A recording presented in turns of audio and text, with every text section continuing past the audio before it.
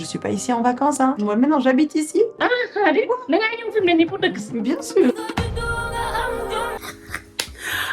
Ali Bomaye, non. Ali Mamadou, c'est toi l'homme fort. C'est toi le vrai Kilifeu. On a beau le détester, hein, mais reconnaissons une chose. Ali Mamadou est le karma parfait pour cette famille. Il est là pour remettre de l'ordre dans cette maison. Il est l'audace en personne. Ça ne m'étonne même pas qu'il décide donc que sa Blanche habite dans cette maison, qu'elle s'installe bien comme il faut. Ali Mamadou, prochaine étape là, c'est de mettre Aïssata et son mari à la porte, hein. Tibiti Samakargi. Il faut changer les serrures. C'est toi le Kilifeu de cette maison. Fous les parents à la porte là, hein. Ils vont se débrouiller. En ce qui concerne Chacha, elle a volontairement décidé de jouer au jeu de Ali Mamadou. Mais vas-y, elle est sous l'emprise. On l'en veut pas, franchement. En plus, je trouve que le casting a été tellement bien fait parce qu'on voit tout de suite l'innocence dans ses yeux. On voit qu'elle est vraiment sous emprise, qu'elle n'est pas elle-même quand elle parle. Ali Mamadou l'a bien manipulée pour qu'elle finisse par accepter, hein, que sa première épouse vienne s'installer chez eux. Ça m'étonne pas, je vous le disais, hein. Ali Mamadou, il a tellement d'audace, lui. Il avait déjà calculé son plan. Il s'est dit, non, c'est mort. Faut qu'elle vienne s'installer ici. Ce sera plus simple pour moi. C'est un manipulateur, un personnage fourbe qui a bien étudié les faiblesses de la famille de Chacha. Ça ne m'étonnerait franchement pas, les gars, s'il décide de mettre Bokar et Aïssata à la porte, soit pour le confort de sa première femme. On va voir, peut-être qu'elle sera gênée de vivre dans la même maison que des parents. Peut-être que c'est pas dans ses habitudes, hein. Soit Ali Mamadou va le faire juste pour marquer encore plus son autorité, hein, pour faire genre, oui, c'est ma maison ici, juste pour affirmer son autorité, quoi, hein, de pseudo Kilifeu.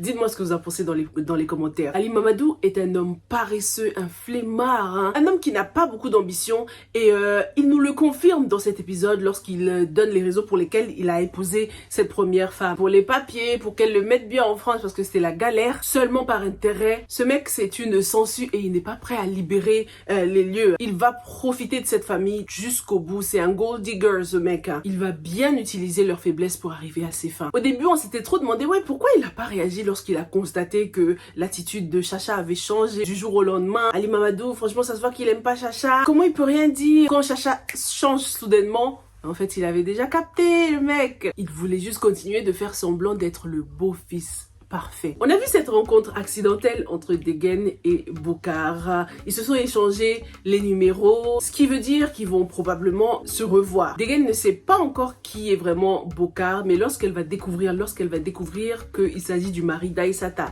la femme qui l'a humiliée et qui a osé venir dans son territoire pour la narguer, Degen va sûrement vouloir se venger, soit en séduisant Bokar, soit en l'humiliant d'une certaine façon.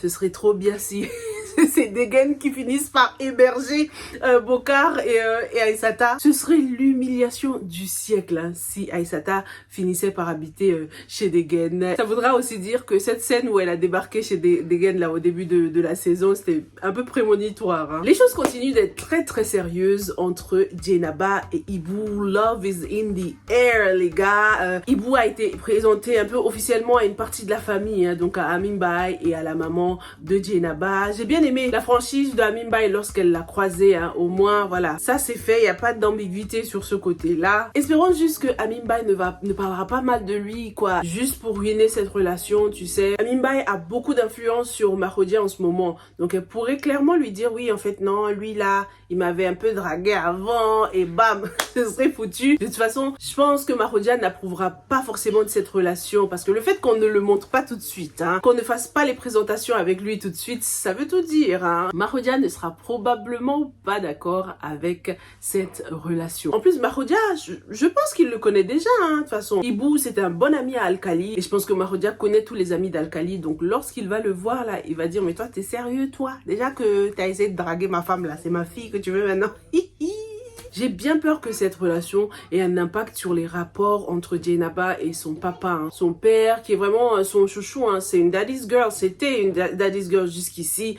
On verra bien comment les choses vont avancer. Parce qu'en ce moment, Djenaba se sent de moins en moins soutenue par son père, hein. D'où peut-être le fait qu'elle soit tombée sous le charme de cet homme, hein, qui a un peu cette figure paternelle, quoi. On ne va pas parler du fait que toutes les femmes de Mahodia veulent tomber enceintes maintenant. Voilà, faut qu'elles arrêtent les grandes dames, là. C'est quoi ça, hein? l'enfant c'est pas un jeu. Elles sont assez jalouses du fait que Marodia accorde un peu trop d'importance à Amim Bai parce qu'elle est enceinte, du coup elles aussi veulent... mesdames, même avant cette grossesse, Marodia ne vous traitait pas de façon juste. Donc c'est pas parce que vous allez tomber enceinte que les choses vont changer. C'est Marodia qui n'arrive pas à gérer un foyer polygame. Un point, c'est tout. Parlons de Juma Cham qui m'exaspère là en ce moment. Plus on avance, plus on constate que Juma a beaucoup changé quoi. Elle a fini par pousser sa mère dans ce mariage. Au moment où je filme cette vidéo, la bande-annonce de l'épisode suivant est déjà sortie et j'ai vu que Daba Cham était déjà installée chez Alkali. Donc elle va finir par l'épouser et en plus il l'a installée dans la chambre. On est d'accord que c'est la chambre de Maremsal là. Confirmez-moi dans les commentaires. J'ai bien vu de mes propres yeux là où je rêve. C'est quoi ce manque de respect? Oh my god. Non. À la fin, on nous montre un peu la réaction aussi de Njaga Cham. Ça se voit qu'il était déçu. La bande-annonce n'a pas de traduction encore, n'a pas de sous-titres, hein, mais on devine à quel point il est presque écœuré quoi par toute cette situation. C'est drôle comment tout le monde est hypocrite hein, dans cette situation. Tout le monde se renvoie là-bas. Non mais c'est Juma, c'est à cause de... C'est Juma, c'est à cause de Juma que je veux l'épouser. Juma, arrêtez.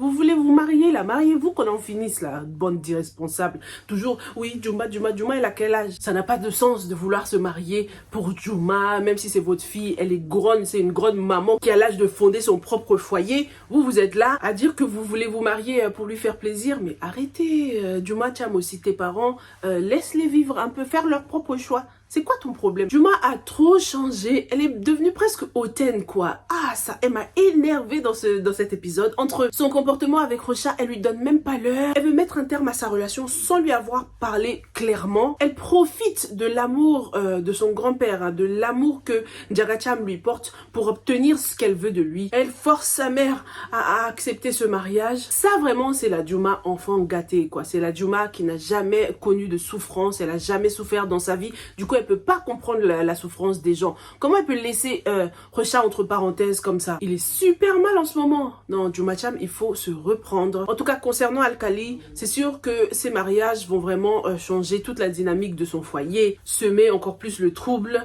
On a vu Amina qui allait mal en ce moment. J'espère, tout comme vous, comme certains me l'ont dit dans les commentaires, que ce mariage va permettre à Daba d'ouvrir les yeux concernant Alkali et réaliser que ce n'est pas l'homme qu'il lui faut, parce que c'est un homme qui ne sait pas ce qu'il veut. Et surtout qui continuera à lui manquer de respect. J'attends le jour où Alkali va lui faire une de ses réflexions en mode c'est toi qui voulais que je t'épouse, non? Ça va pas tarder. Le seul petit truc positif dans ce mariage, c'est qu'on va enfin pouvoir voir le vrai visage de Ramata, qui est une femme qui ne compte pas se laisser voler hein, son dur labeur, là, son travail. Hein. On devine qu'elle va tout faire pour se mettre les enfants dans sa poche, hein, comme Basile lui a conseillé, parce qu'ils ont un ennemi en commun maintenant qui s'appelle Daba Cham. Merci d'avoir regardé cette revue jusqu'au bout et on se retrouve dans la prochaine. Stay safe and stay blessed. Bye!